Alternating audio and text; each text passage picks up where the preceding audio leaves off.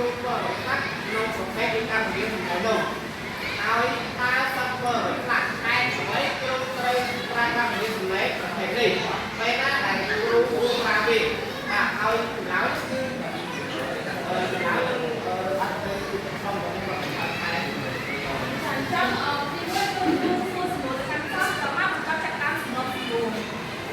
ដល់ពេលកម្មសិទ្ធិគឺគាត់ចាត់ការវិភាសាគឺឆ្លើយសំណួរដែលគ្រូបង្រៀននោះ